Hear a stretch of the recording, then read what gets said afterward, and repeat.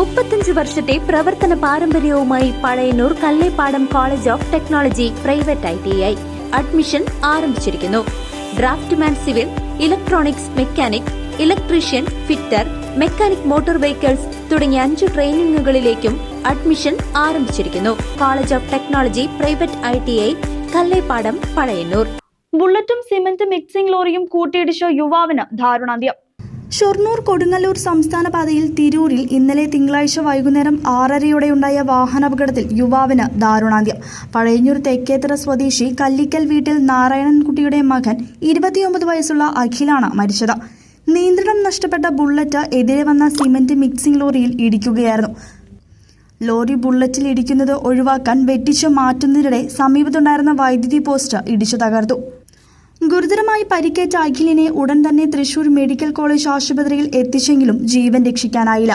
അപകടത്തെ തുടർന്ന് വൈദ്യുതി പോസ്റ്റ് തകർന്നതോടെ ഷൊർണൂർ കൊടുങ്ങല്ലൂർ സംസ്ഥാന പാതയിൽ മണിക്കൂറുകളോളം വൻ ഗതാഗത കുരുക്ക് അനുഭവപ്പെട്ടു. News desk CCV.